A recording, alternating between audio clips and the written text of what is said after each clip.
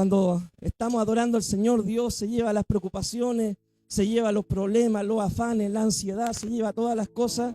Y en la presencia del Señor hay plenitud de gozo, delicia a su diestra, dice la palabra, ¿cierto? Nos gozamos, nos alegramos cuando adoramos al Señor. El día de hoy, mi hermano, nos toca estudiar el capítulo 9 del Evangelio de Lucas, así que le invito, ¿cierto?, que pueda abrir su Biblia en el Evangelio de Lucas, capítulo 9. Me siento bendecido también de poder estar compartiendo la palabra con ustedes, ¿cierto?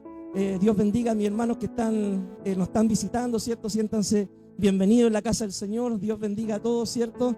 Y estamos agradecidos, mi hermano, porque cuando se junta el pueblo del Señor, dice la palabra: mirad cuán bueno y cuán delicioso es habitar los hermanos juntos en armonía, porque allí es donde envía el Señor su bendición. Y qué hermoso, mi hermano, que nos podamos reunir, nos podamos congregar, ¿cierto?, para poder adorar al Señor. Amén, mi hermano. Si tiene, ¿cierto?, Evangelio de Lucas, capítulo 9, vamos a ir leyendo la palabra, ¿cierto?, y la vamos a ir exhortando. Amén. Dice así la palabra del Señor: habiendo reunido a sus 12 discípulos, les dio poder y autoridad sobre todos los demonios y para sanar enfermedades, y los envió a predicar el reino de Dios y a sanar a los enfermos, y les dijo: no toméis nada para el camino, ni bordón, ni alforja, ni pan, ni dinero, ni llevéis 2 túnicas, y en cualquier casa donde entréis, quedad allí y de allí salid. Y donde quiera que no os recibieren, salid de aquella ciudad y sacudid el polvo de vuestros pies en testimonio contra ellos. Y saliendo, pasaban por todas las aldeas anunciando el evangelio y sanando por todas partes. Amén. Bueno, acá nosotros vemos, ¿cierto?, de que el Señor tenía sus apóstoles. Ya el Señor lo seguía a muchas personas, ¿ya? Y de entre todas las multitudes que seguían al Señor, el Señor escogió a 12 hombres para que fueran sus apóstoles. A estos hombres el Señor primeramente los llamó, ¿para qué? Para salvarlos, ¿cierto? Para que tuvieran una relación personal con Él y pudieran, ¿cierto?, ser salvos. En segundo lugar, Dios llamó a estos 12 hombres para capacitarlos, para prepararlos, para instruirlos, para enseñarles. ¿Por qué? Porque el ministerio del Señor Jesucristo iba a durar 3 años y medio aproximadamente. Él iba a morir en la cruz, resucitar al tercer día, ascender a los cielos, y la tarea de predicar el evangelio, predicar el reino de Dios debía continuar haciéndose. Y el Señor, ¿cierto?, previendo esto, capacitó a estos hombres, a estos 12 hombres, para que continuaran la tarea del ministerio. Y en tercer lugar, el Señor llamó a estos hombres para darle una tarea, una asignación. El Señor los llamó para predicar, para servir, para predicar el evangelio, el reino de Dios, ¿ya? Y si nosotros traemos esta palabra para nuestra vida, Dios también nos llama con esos 3 propósitos. Dios te llama primeramente para salvarte. Dios, cuando te salva, ¿cierto?, tú aceptas a Jesucristo como Señor y Salvador, empiezas a congregarte, empiezas a ver los estudios bíblicos, empiezas a oír de la palabra, a leer la Biblia, a orar. Dios te empieza a capacitar. Y Dios te empieza a capacitar con un propósito. ¿Con el propósito para qué? Para que tú puedas servir al Señor, ¿ya? Cuando hablamos nosotros, mi hermano, de servir al Señor, hay muchas formas de servir al Señor, ¿ya? Una de las formas, por ejemplo, acá nosotros vemos de que los apóstoles predicaban el evangelio. Esa era la tarea principal que ellos tenían, de predicar. Pero cuando vamos avanzando en la Biblia, ¿cierto? Y bueno, y acá el pasaje también lo dice de que el Señor los capacitó también para orar por los enfermos y para que ocurrieran milagros. Esto nos habla a nosotros de que la predicación del evangelio igual va acompañada de servicio. También va acompañada de la predicación de obras, ¿cierto?, que respalden el mensaje. Entonces, por ejemplo, una de las áreas de servicio que hay es la predicación, lo que estamos haciendo ahora, por ejemplo. Pero también hay muchas áreas de servicio en las cuales nosotros podemos servir, ya sea dentro de la iglesia o servir a las personas que estén pasando alguna necesidad. Mi hermano Jonathan justo, ¿cierto?, nos estaba enseñando al ministerio de jóvenes de que uno de los ejes que él va a trabajar va a ser la acción social. Porque hay mucha necesidad, mi hermano. Hay gente enferma, hay gente que está pasando hambre, necesidad. Hay personas, ¿cierto?, que necesitan ayuda en diferentes áreas. Y Dios nos llamó a nosotros para servir. Y el que quiera trabajar en la obra del Señor va allá al lugar, ¿ya? Solamente que nosotros debemos preguntarle: Señor, ¿qué quieres que yo haga?, ¿cierto? Como cuando se convirtió Pablo dijo: Señor, ¿qué quieres que yo haga? y el Señor te va a dar la instrucción para qué específicamente Dios te llamó. A algunos el Señor los va a llamar para ser líderes, ser pastores, ser evangelistas, ser maestros de la palabra, ser plantadores de iglesia. A otros los va a llamar para servir en diferentes liderazgos en la iglesia local. A otros los puede llamar, mi hermano, para realizar ministerio aún fuera de la iglesia. Pero Dios quiere usar tu vida. Eso tú tienes que tenerlo claro. Lo otro es que si tú te das cuenta, el Señor, ¿cierto?, escogió a 12 hombres comunes y corrientes, ¿ya? No eran las personas más ricas de la época, no eran los más capacitados, no eran los más letrados. Eran, si tú analizas, ¿cierto?, ¿quién eran los 12? Algunos eran pescadores, ¿cierto? Al otro lo estaban buscando de la Cámara de Comercio de Jerusalén, ¿cierto? A Mateo, ¿cierto?, que se hacía rico con los impuestos. Entonces no era gente, ¿cierto?, por así decirlo, de la aristocracia, gente muy importante. No, era gente común y corriente, pescadores. Justamente acá en Talcahuano estamos en una zona de pescadores nosotros, ¿cierto? Era gente como tú y como yo, ¿ya? Y el Señor, más que ver el currículum académico que las personas tenían, el Señor lo que se fijó es si tenían un corazón para servirle. En eso se fija el Señor. Y si tú tienes un corazón para servir al Señor, Dios te va a usar en diferentes áreas, pero Dios te va a usar para predicar, para servir, para trabajar en la obra del Señor. Todo lo que hacemos, mi hermano, como iglesia, todo lo que hacemos como cuerpo de Cristo, ¿cierto?, ¿es para qué? Es con el único propósito de honrar al Señor y también ganar alma. Si tú pudieras, ¿cierto?, reducir todo lo que hacemos como iglesia, como ministerio, es solamente para adorar al Señor y ganar alma. Esa es la tarea del reino, adorar a Dios, traer gloria al nombre de Dios y ganar al perdido, ¿cierto? Porque Jesús dijo: yo vine a buscar y salvar al que estaba perdido, y para hacer eso el Señor te va a ocupar a ti y me va a ocupar a mí, ¿ya? Ahora, el Señor cuando envía a los 12, ¿cierto?, le dice: miren, no lleven nada para el camino, ya no lleven bordón, ¿cierto?, el bastoncito, no lleven alforja para guardar el pan, no lleven 2 túnicas, no lleven nada. Ustedes deben depender de mí, de que yo los voy a sustentar en el ministerio. Y hermano, eso es tener fe, ¿ya? Si Dios, mi hermano, te manda, ¿cierto?, a hacer una tarea en el ministerio, si Dios te manda a realizar un trabajo, Dios te va a respaldar, te va a sustentar, te va a ayudar en la tarea del ministerio. Pero el problema es que muchas veces nosotros decimos: bueno, Señor, a ver, quiero plantar una iglesia, pero ¿y cómo lo hago? Y el local, y el arriendo, y dónde voy a ir, y la gente, y cómo. Y el Señor te dice: mira, primero, para que yo pueda empezar a caminar contigo en fe, lo que tú tienes que hacer, ¿cierto?, como la historia de Pedro, ¿cierto?, sacar el pie de la barca y empezar a caminar por fe en el agua. Y Dios te va a sustentar, Dios te va a ayudar. Acá Dios le dice: mire, no lleven nada para el camino, yo los voy a sustentar. Si llegan a una casa y los reciben, coman lo que les pongan adelante, ¿cierto? Sus lentejas, sus porotos, nada de ser regodiones, ¿ya? Ahora dice: si vas a una casa y no te reciben, simplemente anda a otro lugar donde sí quieran escuchar la palabra. Y acá hay otro punto importante, que muchas veces nosotros, mi hermano, nos detenemos en los que no nos quieren escuchar, ¿ya? Vamos a predicar, salimos a predicar, nos topamos con el vecino porfiado que no quiere escuchar el mensaje, quiere pelear y discutir y alegar del evangelio, y ahí tú tienes que empezar a recordar lo que has aprendido, y para puro solamente discutir con esa persona. Y Dios te dice: mira, no te detengas ahí, simplemente dile: Dios te bendiga, vecino, cuando quieras venir a la iglesia las puertas están abiertas, la iglesia siempre está abierta para todos, pero anda a la gente que sí quiere escuchar el mensaje. Porque ¿cuántos de nosotros en alguna oportunidad de la vida, ¿cierto?, nos predicaron y nosotros decíamos que no queríamos nada, que no queríamos escuchar el mensaje de Cristo, no queríamos el evangelio, no queríamos ir a la iglesia, y ahora estamos acá en la iglesia? Porque Dios tiene un tiempo para todo, ¿cierto? Y de repente Dios ocupa, puede ser hasta un tiempo de necesidad para llamar a una persona, una enfermedad, una situación difícil, pero Dios va a llamar a sus hijos a su tiempo. Y hay gente que no es su tiempo, Dios, ¿cierto?, la puede estar llamando, ellos no quieren aceptar, y bueno, Dios te dice: mira, anda a los que sí quieran escucharte, ¿ya? Entonces esa tarea, ¿cierto?, le dio el Señor a los discípulos, y esa es la misma tarea que Dios nos da a nosotros. Debemos predicar, debemos ayudar, ¿cierto?, en los lugares de necesidad, debemos detenernos en los que nos quieran escuchar, debemos seguir de largo si es que alguien no nos quiere escuchar, ¿cierto? Y debemos depender totalmente de Dios, que Él nos va a sustentar, que Él va a hacer todas las cosas. La obra es de Dios, mi hermano, ¿ya? La obra es de Dios. Dios es el que añade a la iglesia. Dios es el que edifica la casa. Dice la palabra, nosotros sembramos, regamos, pero Dios es quien da el crecimiento, ¿ya? Entonces debemos depender de Dios y eso es tener fe. Sigamos leyendo.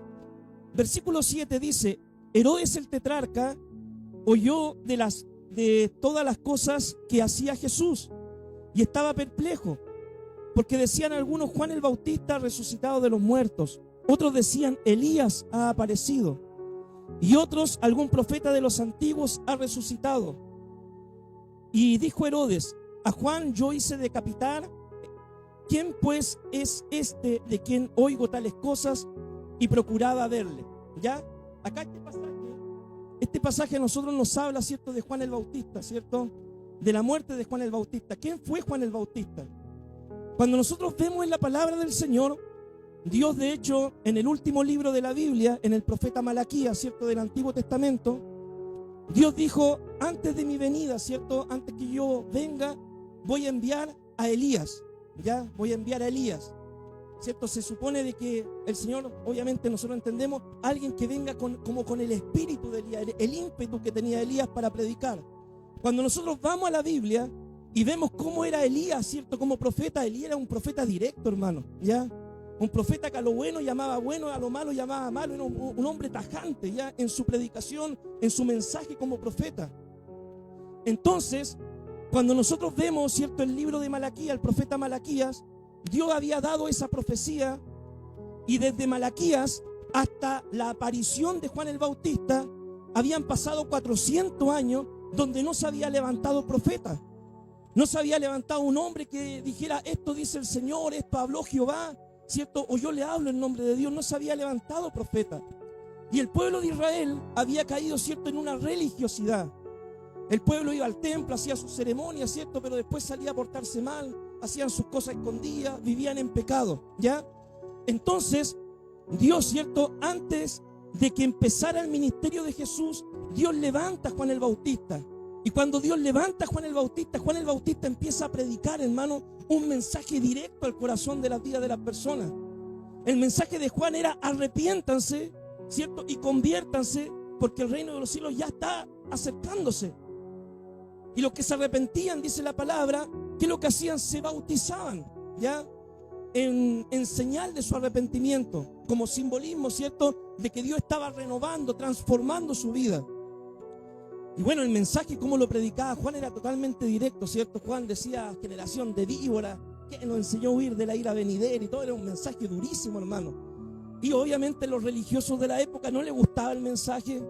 Y en una de sus predicaciones, Juan, ¿cierto?, dijo: y tú, Herodes, ¿cierto?, que tiene una relación ilícita con Herodías, porque Herodes le había robado la esposa a su hermano, ¿ya?, a Felipe.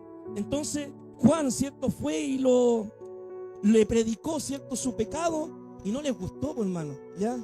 No les gustó de que Juan le predicara sus 4 verdades, ¿cierto? A Juan finalmente lo toman preso, estando preso lo decapitan en la cárcel. Y así murió, ¿cierto?, Juan el Bautista. Obviamente en ese tiempo Jesús ya se había bautizado y había iniciado ya su ministerio.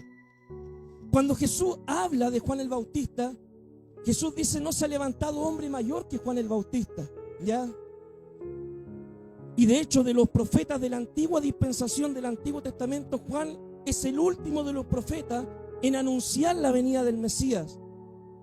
Entonces Juan fue reconocido por Jesús. Jesús reconoció el ministerio de Juan como un hombre de Dios, un siervo de Dios. Y cuando Cristo aparece en escena y empiezan a saberse los hechos de Cristo, que Cristo sanaba enfermos, resucitaba muertos, ¿cierto?, el Señor echaba fuera demonios, sanaba leprosos, le llegaron las noticias a Herodes, y Herodes dijo: bueno, ¿quién es esta persona, ¿cierto?, que sana enfermo esto, si yo a Juan lo hice matar? Y porque Herodes consideraba a Juan un verdadero profeta, y Herodes se preguntaba quién era esta persona, de quien escuchaba esos testimonios, ¿ya? Seguimos leyendo, versículo 10, mi hermano. Dice: vueltos los apóstoles, les contaron todo lo que habían hecho, y tomándolos se retiró aparte a un lugar desierto de la ciudad llamada Betsaida, y cuando la gente lo supo, les siguió y les recibió, y les hablaba del reino de Dios y sanaba a los que necesitaban ser curados. Pero el día comenzaba a declinar, Y acercándose los 12, le dijeron: despida a la gente, para que se vaya a la aldea, a los campos alrededor, y se alojen y encuentren alimento. Porque he aquí estamos en lugar desierto. Y él les dijo: dadle vosotros de comer.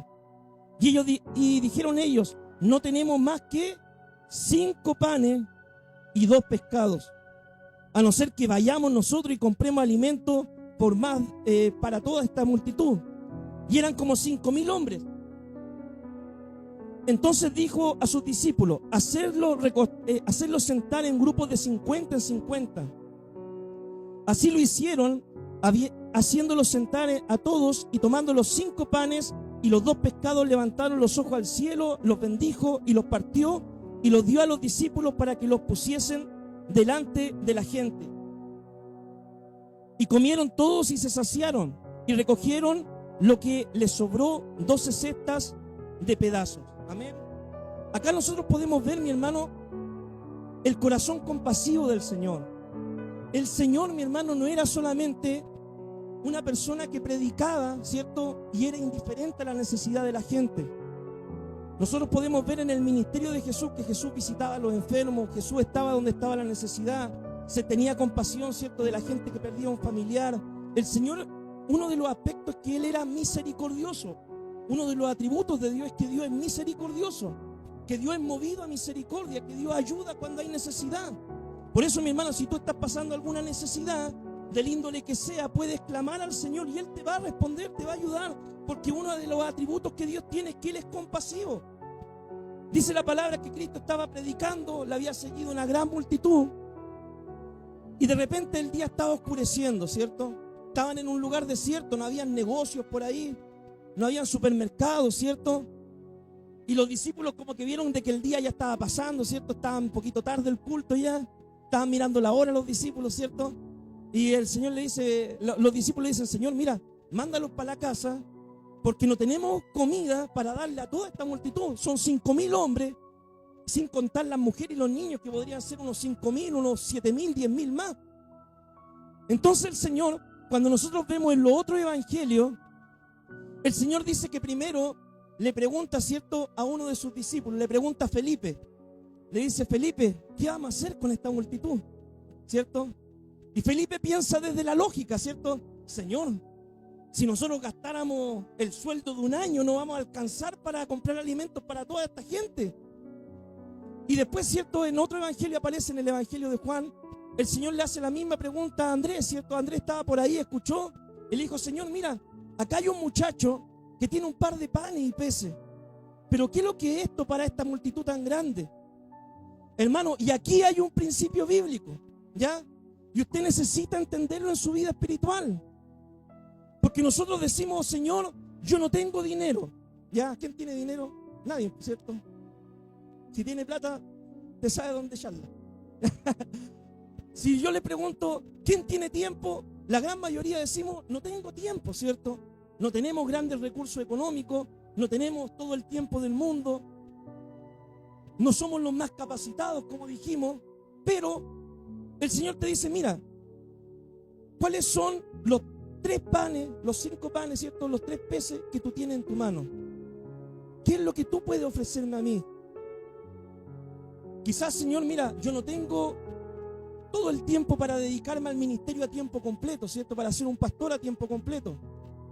Pero, Señor, mira, en la semana yo te puedo ofrecer 1 o 2 horas a la semana para poder salir a evangelizar. Quizás tú puedes decir: Señor, mira, yo no tengo todo el recurso, ¿cierto?, para echar una gran ofrenda, ¿cierto?, para sustentar la obra. Pero sí tengo estas 2 blancas, ¿cierto?, como la viuda, y las pongo a tu servicio. Quizás tú digas: Señor, mira, yo no tengo estudio universitario, no tengo todas las capacidades, pero yo quiero servirte, Señor. Quiero trabajar en tu obra. Y de repente tú te fijas, ¿cierto?, de que en el templo hay necesidades. Hay que arreglar una pared, hay que arreglar un baño, hay que poner una cocina, ¿cierto? Hay que, no sé, hacer un montón de trabajo, hermano. Y tú dices: Señor, mira, yo quizás no sé predicar, no sé coordinar, no sé tocar un instrumento, pero yo lo que tengo es esto, tengo mis habilidades manuales y con esto te quiero servir. Y el Señor te dice: mira, eso que tú tienes, ponlo en mis manos y yo lo voy a multiplicar. Y este es el principio que Dios nos quiere enseñar. Que muchas veces nosotros, ¿cierto?, vemos lo poco que tenemos y decimos, yo no puedo darle nada al Señor. Señor, estoy ocupado toda la semana, no tengo tiempo para evangelizar. Señor, mira, tengo un montón de deuda, no tengo nada para ofrendar. Señor, mira, no tengo estudio universitario, Señor, no te puedo servir en la obra. Y no es así, mi hermano. Lo poco que tú puedes tener, ya sea en tus talentos, ya sea en tus recursos económicos, ya sea en tu tiempo, ponlo en las manos de Dios y Dios va a hacer un milagro de multiplicación. Dios va a empezar a usar tu vida para ganar almas, para predicar el evangelio, para poder arreglar cosas en el templo, para poder servir en diferentes áreas. Pero debes poner tus recursos en las manos del Señor, aunque te parezcan poco a tus ojos, porque Dios va a hacer un milagro a través de tu vida. El muchacho dijo, bueno, Señor, yo tengo 5 panes, 3 peces, ¿qué es esto para una gran multitud? Pero Jesús los tomó, le puso la bendición y se multiplicó. Tú no sabes si en esa hora que vas a salir a predicar puedes ganar un pastor el día de mañana. Tú no sabes si en esa visita que tú vas a hacer a un hospital Dios te puede usar para hacer un milagro. Tú no sabes, mi hermano, si con esa ofrenda que tú puedes bendecir a un hermano que está pasando una necesidad, este hermano, ¿cierto?, dé gloria a Dios y se aferre más en los caminos del Señor en vez de abandonar la iglesia porque creía que nadie lo quería. Tú no sabes lo que puede hacer si pone esos 3 panes, esos peces, ¿cierto?, en las manos del Señor. Y Dios por medio de esta palabra nos enseña ese principio. Veamos ahora, mi hermano, el versículo 18. Dice: aconteció que mientras Jesús oraba aparte, estaban con él los discípulos. Y les preguntó diciendo: ¿quién dice la gente que soy yo? Ellos dijeron, unos Juan el Bautista, otros Elías, y otros que alguno de los profetas de los antiguos ha resucitado. Y él les dijo: ¿y vosotros quién decís que soy? Entonces respondiendo Pedro dijo: el Cristo de Dios. Acá el Señor, ¿cierto?, estaba con sus discípulos, estaba orando, dice la palabra, y en un minuto le hace una pregunta a sus discípulos. Le dice: a ver, muchacho, ¿qué dice la gente que soy yo? Y bueno, si tú le preguntas a las personas del mundo y le dices: ¿y quién es Jesús para ti? La gente del mundo tiene, hermano, una creatividad inmensa, ¿cierto? La gente del mundo dice: no, el Jesús, ¿cierto?, el opio de los pueblos, es algo que se inventó la religión, ¿cierto?, para controlar las masas, ¿cierto?, un pensamiento ateo, ¿cierto? ¿Quién es Jesús? No, Jesús es pura ficción nomás. No, Jesús es como cualquier otro líder religioso que ha habido a lo largo de la historia. No, Jesús es el primer comunista, ¿cierto? Porque como ayudaba a los pobres, según ellos, es el primer comunista. Entonces, cuando tú le preguntas al mundo ¿quién es Jesús?, hay un montón de respuestas. Pero la pregunta es: ¿y quién es Jesús para tu vida? ¿Por qué es necesario que respondamos quién es Jesús para tu vida? Porque de eso depende tu salvación y tu vida eterna. Si Jesús es tu Señor, es tu Salvador, Jesús es todo para ti. Y es importante que nosotros tengamos claro quién es Jesús para nosotros. ¿Sabes por qué? Porque eso te va a afirmar en tu caminar cristiano. La gente, hermano, las personas que un día abandonan la iglesia, que un día se alejan de los caminos del Señor, que un día reniegan contra Dios, ¿cierto?, que un día dicen: yo abandono el evangelio y no quiero nada con el evangelio, es porque nunca han tenido un encuentro personal con Jesús. Porque si tú tienes un encuentro personal con Jesús, tu vida cambia, tu vida es transformada. Porque puedes decir como Pablo: yo sé en quién he creído. Yo sé en quién he creído. Y ni que vengan pruebas, ni que vengan problemas, ni que venga escasez, ni que vengan situaciones difíciles, ni que venga la muerte de un familiar, ni que venga lo que venga, terremoto, tsunami, maremoto, lo que sea, nada me va a separar del amor de Dios. Porque tú tienes clara la película. Cuando has tenido un encuentro con Jesús y no eres simplemente un llamado. Y eso, ¿cierto?, la palabra también nos enseña. Procuremos ser escogidos, hermano. ¿Ya? Veamos ahora el versículo 21, dice: pero él les mandó a que nadie dijesen esto, encargándoselo rigurosamente, diciendo: es necesario que el Hijo del Hombre padezca muchas cosas, sea desechado por los ancianos, por los principales sacerdotes y por los escribas, y que sea muerto y resucita el tercer día. Y decía a todos: si alguno quiere venir en pos de mí, niéguese a sí mismo, tome su cruz cada día y sígame. Porque todo aquel que quiera salvar su vida la perderá, y todo el que pierda su vida por causa de mí la salvará. Pues ¿qué aprovechará el hombre si ganara todo el mundo y se destruye a sí mismo? Porque el que se avergonzare de mí y de mis palabras, de este se avergonzará el Hijo del Hombre cuando venga en su gloria y en la gloria del Padre y de los santos ángeles. Pero os digo en verdad que hay algunos de los que están aquí que no gustarán la muerte hasta que vean el reino de Dios. Acá en estos versículos, ¿cierto?, nosotros podemos ver de que Jesús anuncia su muerte, ¿ya? Mi hermano querido, Jesús vino con el único propósito de salvar lo que estaba perdido. Jesús vivió una vida impecable. Dice la Biblia que Él fue tentado en todo, pero no cometió pecado, ¿ya? Como no cometió pecado, la muerte, el diablo no tenía poder sobre Él. Pero Jesús, ¿cierto?, voluntariamente, dice el libro de Isaías, cargó el pecado de toda la humanidad en esa cruz. Cristo murió por tu vida, Cristo murió por mi vida. Él, siendo inocente, Él tomó el pecado de toda la humanidad y Él pagó el precio de nuestra salvación. En el Antiguo Testamento, ¿cierto?, los sacerdotes, cuando querían reconciliar a las personas con Dios, dice de que ellos llevaban un corderito, una ovejita ante el sacerdote, confesaban su pecado y ese animal era sacrificado, ¿cierto?, como propiciatorio, ¿cierto?, era sacrificado ocupando como el lugar de la persona que había cometido el pecado, como un lugar sustitutorio, ¿cierto? Eso fue precisamente lo que hizo Jesús en la cruz.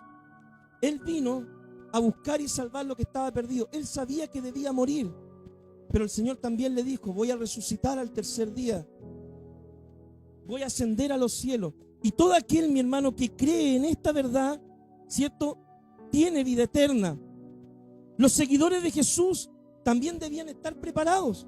Y Jesús les dice aquí: mira, si me quieren seguir, tomen su cruz y síganme. Porque si a mí me van a matar, me van a crucificar, a ustedes también los van a perseguir. Ustedes también van a tener que pagar el precio. Y si nosotros vemos los primeros años de la iglesia, los 3 primeros siglos, la iglesia sufrió persecución. Y muchos cristianos, ¿cierto?, por su fe y por creer en la muerte redentora de Jesús y por creer de que Jesús, ¿cierto?, es diferente a cualquier otro hombre religioso y por creer que Jesús resucitó de entre los muertos y por creer que solamente en Jesucristo hay salvación y vida eterna, pagaron con su vida por creer en estas verdades que nosotros tenemos hoy. Y Cristo le dijo: mira, si creen en esto, yo los confesaré delante de mi Padre y cuando venga, ¿cierto?, los voy a reconocer. Veamos ahora, mi hermano, sigamos estudiando el versículo 28, capítulo 9, versículo 28 dice: aconteció como 8 días después de estas palabras que tomó a Pedro, a Juan y a Jacobo y subió al monte a orar. Y entre tanto que oraba, la apariencia de su rostro se hizo otra, y sus vestidos blancos y resplandecientes. Y aquí 2 varones que hablaban con él, los cuales eran Moisés y Elías, quienes aparecieron rodeados de gloria y hablaban de su partida, que iba Jesús a cumplir en Jerusalén. Y Pedro y los que estaban con él estaban rendidos de sueño, mas permaneciendo despiertos, vieron la gloria de Jesús y a los 2 varones que estaban con él. Y sucedió que, apartándose ellos de él, Pedro dijo a Jesús: Maestro, bueno es para nosotros que estemos aquí y hagamos 3 enramadas, una para ti, una para Moisés y una para Elías. No sabiendo lo que decían.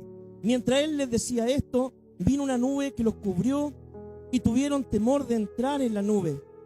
Y vino una voz desde la nube que decía: este es mi Hijo amado, a él oíd. Y cuando cesó la voz, Jesús fue hallado solo y ellos callaron y por aquellos días no dijeron nada a nadie de lo que habían visto.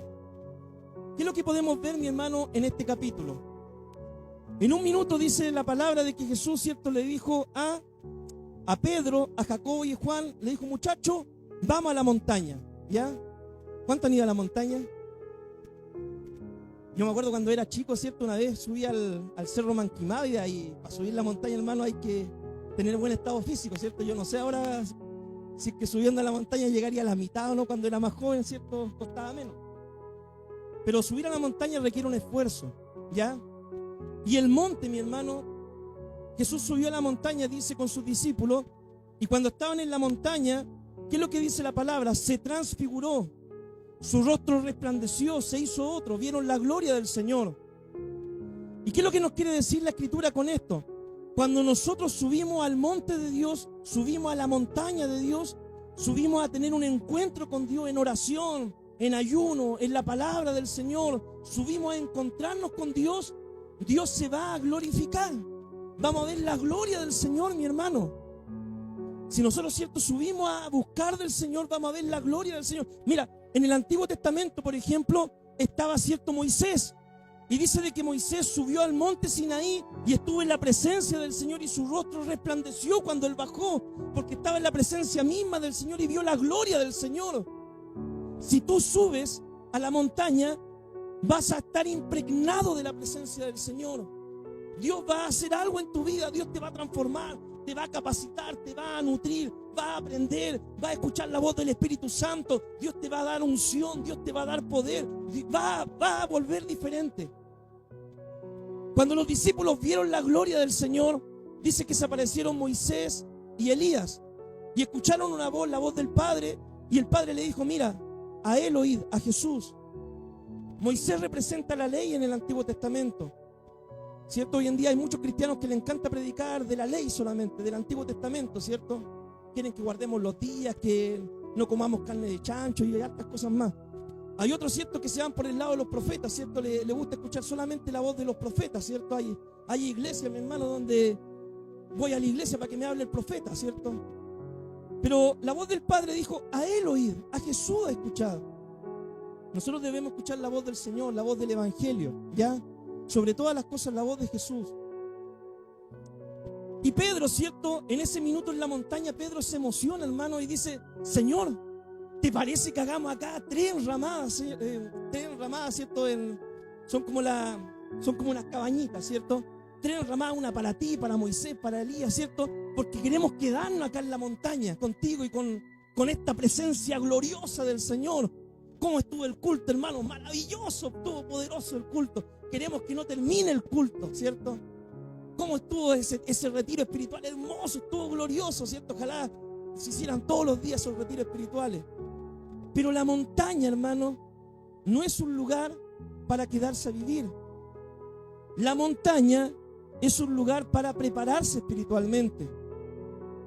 Tenemos que subir a la montaña todos los días. Todos los días tenemos que subir a tener un encuentro con Dios en oración, leyendo la palabra, buscando la presencia de Dios para ser impregnados, ¿cierto? Ser empoderados con el Espíritu Santo. Después que tienes tu tiempo devocional, tú lo que tienes que hacer es levantarte de tus rodillas y empezar a bajar la montaña. ¿Sabes por qué? Porque a los pies de la montaña te vas a encontrar con el mundo real, con las necesidades reales.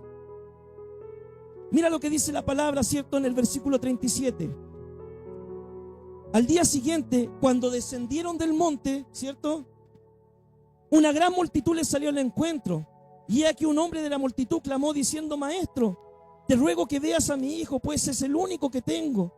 Y sucede que un espíritu le toma y de repente da voces y le sacude con violencia y le hace echar espuma y estropeándole a duras penas se aparta de él. Y rogué a tus discípulos que lo echasen fuera y no pudieron. Respondiendo Jesús dijo, oh generación incrédula y perversa, ¿hasta cuándo he de estar con vosotros y os he de soportar? Trae acá a tu hijo. Y mientras se acercaba el muchacho, el demonio le derribó y le sacudió con violencia, pero Jesús reprendió al espíritu inmundo y sanó al muchacho y se lo devolvió a su padre. Y todos se admiraban de la grandeza del Señor. Los discípulos no habían subido a la montaña, ¿cierto? Jesús había subido con Pedro, dijimos, ¿cierto? Subió con Pedro, Juan y Jacobo. Subió a la montaña. El resto de los discípulos se había quedado abajo, descansando quizá, ¿cierto? Viendo de que no pasaba nada. Y de repente, ¿cierto? Mientras Jesús estaba en la montaña, orando con los discípulos, buscando al Señor, los otros discípulos estaban abajo descansando, ocurrió una necesidad. Dice de que viene un papá, ¿cierto? Con su hijo endemoniado, y los discípulos, por más que trataban de echar fuera el demonio, no podían. Le gritaban: espíritu inmundo, sal fuera, Satanás, sal fuera, demonio. Y el demonio no se inmutaba, no pasaba nada. Entonces el papá, ¿cierto?, cuando de repente ve que Jesús viene descendiendo, va corriendo donde Jesús y le dice: Señor, ayúdame, por favor. Mira, traje a mi hijo ante tus apóstoles, pero ellos no pudieron sacarle el demonio a mi hijo. ¿Qué pasó, Señor? Y el Señor, ¿cierto?, como que se molesta y dice: bueno, hombre de poca fe, ¿cierto?, echa fuera al demonio. Cuando comparamos este texto con otros versículos de la palabra dice claramente por qué los discípulos no pudieron echar fuera el demonio. ¿Qué es lo que le faltaba a los discípulos? Oración y ayuno. ¿Y a usted?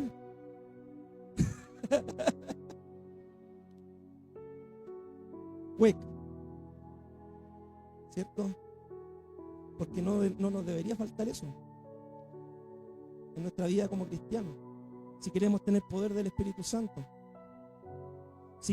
Muchas veces, mi hermano, la gente dice: ay, ¿por qué Dios no sana? ¿O por qué Dios no hace tantos milagros? ¿O por qué Dios no hace tantas cosas? ¿O por qué no vemos un avivamiento? Y la pregunta es: ¿y estamos, cierto, buscando al Señor como debiéramos en oración y ayuno todos nosotros? Por eso, mi hermano, el Señor le dice: este género sale con oración y con ayuno. Los discípulos, mi hermano, no veían necesario el orar tanto, el ayunar tanto, porque ellos estaban con Jesús mismo, hermano, ¿ya? Ellos, por ejemplo, imagínense, Jesús le da la orden a Pedro: Pedro, camina sobre el agua, y Pedro caminó en el agua, hermano. Eso lo hizo una pura vez, ¿no? Porque estaba con Jesús mismo. ¿Quién no va a hacer un milagro así si está en la misma presencia del Señor, hermano? ¿Ya? Pero dice el Señor de que después que el esposo, ¿cierto?, después que el Señor les sería quitado, llegarían los días en que los discípulos tendrían que ayunar. Y nosotros estamos en esos días, hermano, donde debemos ayunar, debemos orar, debemos leer la palabra, debemos prepararnos espiritualmente. ¿Por qué? Porque todos los días enfrentamos, ¿cierto?, diferentes situaciones, nos vamos a ver enfrentados con diferentes necesidades que la gente va a tener. Y Dios, si quiere usar tu vida, tú necesitas estar preparado. ¿Hay alguien enfermo? Espera, voy a llamar al pastor, ¿cierto? ¿Hay alguien en el hospital? Espérate, voy a llamar a un consejero. ¿Hay una persona presa? Es que a mí me da miedo. Pastor, ¿puede ir a ver a mi familiar? Hermano, Dios te quiere usar a ti. A ti te quiere usar. Obviamente uno va a ir también, va a acompañar y todo. Pero hermano, Dios nos quiere usar a todos. Pero para que nos use, debemos prepararnos.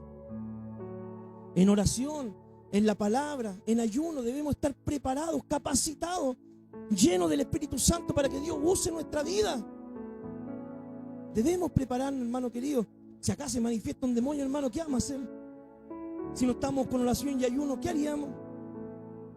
Y más de algunos sale corriendo. Ya veo ya así, hermano, yo abre la puerta del templo, ¿cierto? Debemos prepararnos, hermano. Uno no sabe, pueden surgir estas cosas en cualquier momento. Y como cristianos debemos tener la madurez, la capacidad de estar preparados si es que esto sucediera. Bueno, capaz que ustedes no se dieron cuenta, pero afuera se está manifestando uno. ¿Sí o no, hermano Jonás? Pero debemos estar preparados. Se quedó afuera nomás, ¿sí? No quiso entrar, ¿cierto? Bien, seguimos leyendo. Versículo 43 dice: y maravillándose todos de las cosas que hacía, dijo a sus discípulos: haced que os penetren bien en los oídos estas palabras, porque acontecerá que al Hijo del Hombre será entregado en manos de hombres. Mas ellos no entendían estas palabras, pues les estaban veladas, para que no las entendiesen, y temían preguntarles sobre estas palabras. Versículo 46. Entonces entraron en discusión sobre quién de ellos sería el mayor. Y Jesús, percibiendo los pensamientos en sus corazones, tomó un niño y lo puso junto a sí, y dijo: cualquiera que reciba a este niño en mi nombre, a mí me recibe, y cualquiera que me reciba a mí, recibe al que me envió. Porque el que es más pequeño entre vosotros, ese es el más grande. Mi hermano querido, el mundo está deseoso de fama, de poder y de gloria. Eso es lo que el mundo anhela. Es las cosas por las que pelea el mundo hoy en día: el poder, la gloria, la fama, el prestigio. Y el Señor, mi hermano, a nosotros nos presenta una ética totalmente diferente. El Señor a nosotros nos dice: ¿quieres ser el más grande? ¿Tú quieres ser el más grande de todos? No hay problema, dice el Señor. Si quieres ser el más grande de todos, debes ser el que más sirve. El Señor dice: ¿quieres el reconocimiento mayor? Bueno, todo lo que tú hagas debe hacerlo desinteresadamente, no para ganar dinero o con motivo ilícito. La ética del reino es totalmente diferente a la ética del mundo. El mundo, ¿cierto? El que manda es el jefe, al que atienden es el jefe, el que se sienta en la cabeza de mesa, el jefe, ¿cierto? Para mandar, él manda por medio de la autoridad, por dictámenes dictatoriales muchas veces. En el reino de Dios no es así. En el reino de Dios el más grande debería ser el que más sirve, el que más trabaja, ¿cierto? Debería ser el que más trabaja para el Señor debería ser el más reconocido, ¿cierto? Como una persona madura, como un hombre, como una mujer de Dios. Y el Señor quiere usarlo en ese sentido, mi hermano querido, ¿ya? No como el mundo ve, ¿cierto?, la grandeza, sino desde el punto de vista de Dios, ¿ya? Veamos ahora el siguiente versículo, ya está quedando poquito, hermano, ¿ya? Versículo 49 dice: entonces respondiendo, Juan dijo: Maestro, hemos visto que a uno echaba demonio en tu nombre y se lo prohibimos, porque no sigue con nosotros. Jesús le dijo: no se lo prohibáis, porque el que no es con nosotros, por nosotros es. ¿Qué es lo que había sucedido en esta ocasión? Dice Juan: Señor, mira, hay uno, ¿cierto? Uno de entre la multitud, un discípulo, pero no es del grupo nuestro, de los 12, de los más cercanos, ni de los 70 quizás, pero hay uno, Señor, mira, que en tu nombre está echando fuera demonios, pero no pertenece a nuestro grupo, Señor. ¿Qué vamos a hacer con él? ¿Lo vamos a silenciar? ¿Lo vamos a echar? ¿Una carta? ¿Qué? ¿Vamos a emitir algo?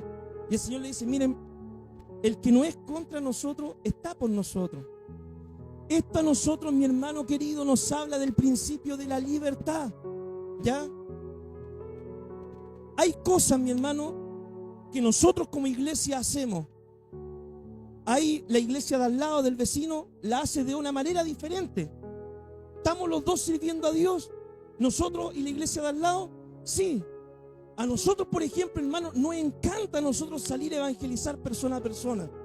A mí me encanta, hermano, salir a evangelizar persona a persona. A mí cuando me dicen: pastor, salgamos a evangelizar, pero hagamos una campaña, llevemos la batería, llevemos la silla. Yo veo tanta burocracia en eso, hermano querido. Yo digo, es tan simple tomar un par de tratados y conversar con la gente. Y es mi estilo que yo tengo, y gloria a Dios por eso. Pero si al hermano de al lado le gusta, hermano, salir a evangelizar con batería, con parlante, no sé, hermano, que puede invitar, no sé, hasta un predicador famoso para que predique, gloria a Dios también. El principio que nosotros debemos entender es el siguiente: que en las cosas secundarias debe haber libertad. Ya, en las cosas secundarias puede haber libertad. No, que en esta iglesia a nosotros nos gusta venir con falda. Gloria a Dios, hermano, si te gusta venir con falda. En esta iglesia a nosotros nos gusta venir con pantalones. Bueno, gloria a Dios, ¿cierto? Bueno, los hombres siempre venimos con pantalones, ¿cierto? Pero a la hermana le gusta venir con pantalones, ¿cierto? Gloria a Dios. No, que en esta iglesia no nos gusta usar aro ni nos gusta pintarnos. Gloria a Dios, hermano, ¿cierto? Eso no afecta en tu salvación si es que eres salvo o no eres salvo. No, es que en esta iglesia a nosotros, bueno, nos gusta la hermana pegarse una encalladita, ¿cierto? Así, peinarse, pintarse, todo para verse más bonita para el esposo, obviamente. Entonces, gloria a Dios, hermano, ¿cierto? ¿Somos diferentes? Sí, en cosas secundarias vamos a ser diferentes. No es que en esta iglesia cantamos puro coro e himnos tradicionales, ¿cierto? Y cantamos con bongo, con el bombo, ¿cierto? Con acordeón y con mandolina. Amén, hermano, gloria a Dios. A nosotros nos gusta tocar bajo, guitarra eléctrica, bueno, electroacústica, batería eléctrica, ya estamos más modernos, hermano, ¿cierto? Entonces, gloria a Dios también. En cosas secundarias, hermano, debe haber libertad. El hombre acá estaba echando fuera demonios, no estaba haciendo nada malo, hermano. Estaba ayudando a la gente en necesidad. Debe haber libertad. Ahora, en lo fundamental debe haber unidad. Eso es otra cosa. Que Cristo, ¿cierto?, es Dios. Eso todo cristiano debe creerlo. Que Cristo, ¿cierto?, nació de la Virgen María, ¿cierto? Eso todo cristiano debe creerlo, ¿ya? Que Cristo murió y resucitó al tercer día, todo cristiano debe creerlo. Que Cristo va a volver por su iglesia, todo cristiano debe creerlo. Que la Biblia es la palabra de Dios, todo cristiano debe creerlo. Pero en cosas secundarias, mi hermano, puede haber libertad y debemos respetar la libertad del otro, y el otro también debe respetar, ¿cierto?, la libertad con la que nosotros servimos al Señor. ¿Ya? Veamos ahora, mi hermano, el versículo 51. Dice así: cuando se cumplió el tiempo en que él había de ser recibido arriba, afirmó su rostro como para ir a Jerusalén, y envió mensajeros delante de él, los cuales fueron y entraron en una aldea de los samaritanos para hacerle preparativos. Mas no le recibieron, porque su aspecto era como de ir a Jerusalén. Viendo esto, sus discípulos Jacobo y Juan dijeron: Señor, ¿quieres que mandemos que descienda fuego del cielo como hizo Elías y los consuma? Entonces, volviéndose él, los reprendió diciendo: vosotros no sabéis de qué espíritu sois, porque el Hijo del Hombre no ha venido para perder las almas de los hombres, sino para salvarlas. Y se fueron a otra aldea. Amén. Acá nosotros, ¿cierto?, en este pasaje encontramos que Jesús reprendió, ¿cierto?, a dos de sus discípulos, a Jacobo y Juan. Bueno, de hecho la Biblia se refiere a ellos en otros pasajes como los hijos del trueno, hermano, porque tenían un carácter, ¿cierto?, antes que el Señor tratara con ellos y todo los moldeara, porque después Juan terminó siendo el apóstol del amor, el discípulo del amor, ¿cierto? Pero ellos llegaron así, tenían un carácter explosivo, un carácter fuerte. Entonces ellos en el ministerio, ¿cierto?, un día Jesús dijo: ya, muchachos, vamos a ir a Jerusalén, pero vamos a pasar por una aldea, ¿cierto?, de samaritanos. Y lo envió a los discípulos: vayan a preparar las cosas para que alojemos y todo. Y cuando van a la aldea se encuentra que los samaritanos, ellos por un tema racial, ¿cierto?, no querían saber nada con los judíos, ¿cierto? Se llevaban mal ambos, judíos y samaritanos. Y los samaritanos no quisieron recibir al Señor, dijeron: no queremos nada con él, que se vaya a otro lado, más encima si va para Jerusalén, menos. Y los discípulos, ¿cierto?, ellos ahí dijeron: bueno, Señor, ¿qué vamos a hacer? ¿Vamos a sufrir esta afrenta que estamos pasando como tus hijos, Señor? ¿No acaso no somos hijos del Rey de Reyes, Señor de Señores? No somos hijos del Altísimo, Señor. Oremos para que descienda fuego del cielo y consuma a estos pecadores. Y el Señor le dijo: no es así el Evangelio, le dijo. No es así. Hermano querido, ¿cómo enfrentamos el rechazo nosotros? Porque el rechazo vamos a enfrentar.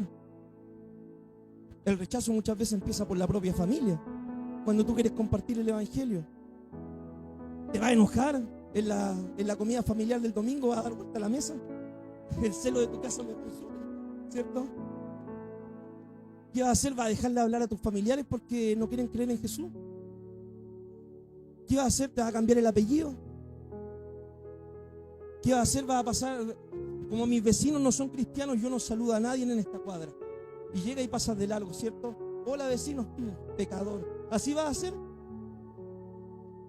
¿Cómo vas a hacer, hermano? ¿Ya? ¿Cómo vas a enfrentar el rechazo? Porque yo creo de que a todos nos ha pasado, hermano, que hemos querido compartir el Evangelio y muchas veces hay personas que no nos han querido recibir la palabra. Jesús simplemente dice: Dios les bendiga, muchas gracias, y sigue su camino. Y esto es un ejemplo, hermano, que nosotros debemos tener. Yo me acuerdo cuando antes salía a evangelizar con hermanos más inmaduros, ¿cierto? De repente yo decía: hermano, mira, cuando entrego un tratado, te invito a la iglesia, y si alguien te dice: mira, no quiero nada, tú simplemente ya, no se preocupe, ya, y le entrega el tratado a otro. Yo me acuerdo, yo tenía un amigo y salía a evangelizar con él, y le decía a la señora, al caballero, de repente: hola, mire, le invito a la iglesia, le entrego un tratado. No, yo no quiero nada con la iglesia. Y él se enojaba, y él decía: que Dios le bendiga. Pero como con ese Dios te bendiga, ¿cierto? Así como que te mande un rayo de bendición, ¿cierto? Y te pulverice tanta bendición que llega a tu vida. Entonces yo decía: hermano, mira, no es así. No le digas nada, simplemente, bueno, sigue tu camino. Si Dios te bendiga, dile en buena onda, ¿cierto? Pero no te hagas problema, hermano. Vamos a predicar a la gente que sí quiera recibir. El otro día con Nicolás, ¿cierto? El Nicolás dice: estábamos evangelizando con el Nico y estábamos acá en el pasaje, le entregó un tratado a una señora: no quiero nada. Ya, siguió caminando, y cuando veníamos llegando al templo, la señora después se devolvió y le dijo: ¿me puedes dar un tratado, ¿cierto?, de lo que está entregando? La gente cambia, hermano, la gente se arrepiente. Pero si uno cierra las puertas, ¿cierto? La gente después no va a querer acercarse al Evangelio. ¿Ya? Veamos, hermano, el último versículo.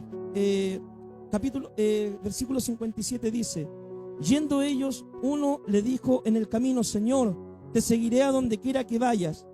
Y le dijo Jesús: las zorras tienen guarida y las aves de los cielos nidos, mas el Hijo del Hombre no tiene dónde recostar la cabeza. Y dijo a otro: sígueme. Y él le dijo: Señor, déjame que primero vaya y entierre a mi padre. Jesús le dijo: deja que los muertos entierren a sus muertos, y tú ve y anuncia el reino de Dios.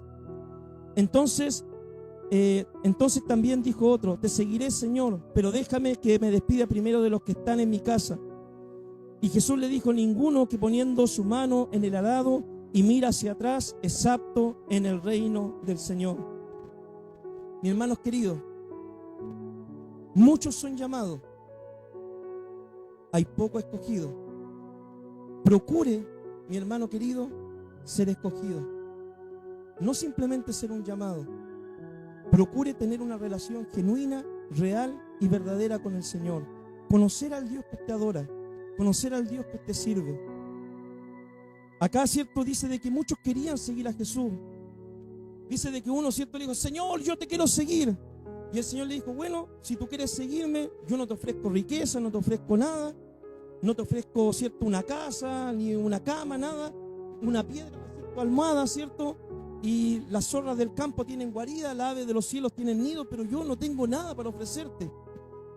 Entonces eso deja pensando a muchas personas, cierto. Bueno, Señor, y si me dedico al ministerio, ¿de qué voy a vivir? ¿Cierto? La típica que piensan las personas: ¿de qué voy a vivir? Hermano querido, y la plata no es todo, hermano. ¿Ya? Yo, por ejemplo, tengo mi trabajo secular.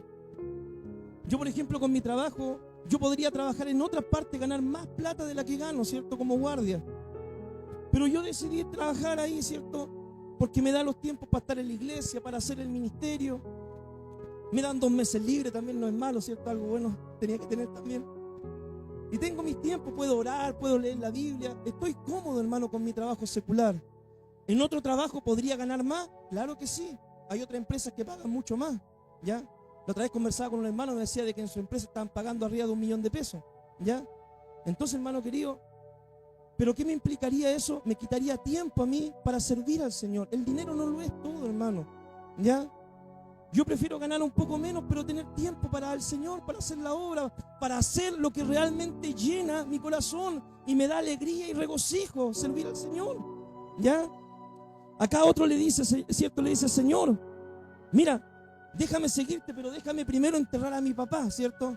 No era quizás que el papá había muerto ahí en el minuto y estaba en el velorio, ¿cierto? No, sino que le está diciendo: déjame primero, Señor, que mi papá muera, entonces yo cobro la herencia, ¿cierto? Cobro el seguro de vida, ¿cierto? Y ahí ya después quedo asegurado, ¿cierto? Ahí 20 años, 30 años, y ahí me dedico al ministerio sin problema económico. Y el Señor le dice: no, no es así. Si tú quieres servirme, tiene que ser ahora, de inmediato. Tiene que ser un llamado, ¿cierto? De inmediato, ahora.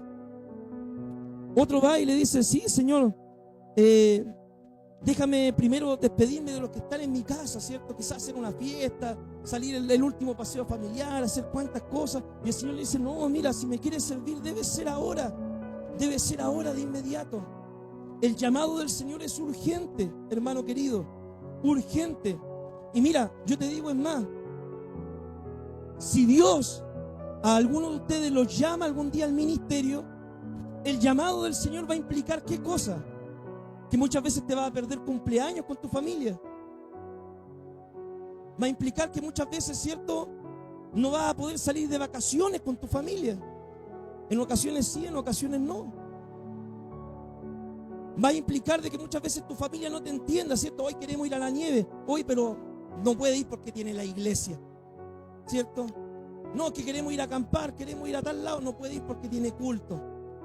Pero el llamado del Señor es prioridad en la vida de un ministro, de un cristiano. Y ese es el precio que tú debes pagar si quieres dedicarte a servir a Dios. Hay culto en la iglesia. O es que no voy a ir al culto porque hoy día juega mi equipo de fútbol. No sirve para ser ministro. hay culto en la iglesia, hay que ir a salir a predicar. No, que hoy día justo estamos jugando el último campeonato en el Centinela, ¿cierto? Centinela versus Lobo Viejo. Entonces, no, voy a perder el culto porque voy a ir a jugar el partido de fútbol. Así no vas a poder nunca madurar y crecer si no tienes prioridades claras en tu vida espiritual. Lo mismo el trabajo, ¿cierto? El ejemplo que yo les ponía de mi trabajo. Señor, yo te quiero servir, pero bueno, tengo mi trabajo, tengo mis cosas, y me retiro el finiquito, Señor, y bueno, y no tengo tanto tiempo, y qué sé yo, y todo, bueno. Entonces hay gente que siempre se queda en eso, ¿cierto? En ese tira y encoge con el Señor, y nunca va a poder progresar en su vida espiritual. Nunca va a poder hacer algo más, ¿cierto?, para el Señor, si es que no toma una decisión resolutiva de poner a Dios en primer lugar de tu vida. Mi hermano querido, yo cuando estaba en Chihuayante, ¿cierto? Mi pastor, yo tenía mi trabajo en ese tiempo, de guardia también, ¿cierto? Y tenía mi trabajo y el pastor me dijo, mira Jorge, necesito que tú renuncies a tu trabajo porque tú ahora el otro año, en febrero, enero, ya te vas a ir a estudiar, ¿cierto?, al seminario. Y fue algo desafiante para mi vida, ¿cierto? Señor, voy a renunciar a mi trabajo, estaba ganando buenas lucas igual, ¿cierto? Dentro de todo, para mí soltero, ¿cierto? Entonces después la cosa cambia, entonces uno tiene que ganar más, pues. Entonces dije, Señor, ya, ¿qué hago? Renuncié a mi trabajo. Hermano, esa decisión fue la que cambió mi vida. Renunciar a un trabajo material, que hermano, encima del trabajo era fome, no me pagaban ni siquiera las imposiciones, por eso ganaba más plata, ¿cierto? Entonces renuncié a ese trabajo y eso fue lo que me abrió la puerta de bendición para mi vida, para el ministerio. Debes tomar decisiones si quieres servir al Señor y decisiones de poner a Dios en prioridad de tu vida. Antes, hermano, de cualquier otra cosa, de tu familia, de tu trabajo, de la economía, de cualquier otra cosa. Hermanos queridos, muchos de ustedes, por ejemplo, estoy cansado, no voy al culto. No va a poder ser un ministro de Dios si es así. Señor, estoy agotado, trabajé toda la semana, estoy cansado. Yo también me canso, hermano, yo hoy día no he dormido casi nada. Igual me canso, pero estoy acá y de buena gana. Debes tomar decisiones que marcan tu vida espiritual si quieres dedicarte a servir al Señor de forma seria y responsable, ¿ya? Acá, por ejemplo, habían algunos que querían seguir al Señor. Sí, Señor, pero a mi manera, pues, Señor. Me quiero subir al coro, pero semana por medio. No, Señor, quiero ir a la iglesia, pero cuando tenga tiempo, Señor. No, Señor, yo quiero estar ahí en los estudios bíblicos, pero ahí una vez al mes, no, pues, Señor. Así no vas a poder crecer espiritualmente. No vas a poder ser un ministro de Dios así. Debes tomar decisiones en tu vida que marquen para tu crecimiento espiritual. Si realmente quieres pasar de ser un llamado a ser un escogido del Señor, ¿ya? Oramos al Señor, mi hermano. Padre, te damos gracias, Dios, por este tiempo de enseñanza. Te pedimos, Señor, abre nuestra mente, entendimiento, nuestro corazón, Señor, y ayúdanos, Dios mío, a poder ser escogidos tuyos, Señor, siervos tuyos conforme tu palabra, tu corazón y tu voluntad, Señor. Llénanos, Dios mío, con tu Espíritu Santo. Llénanos, Señor, con tu presencia.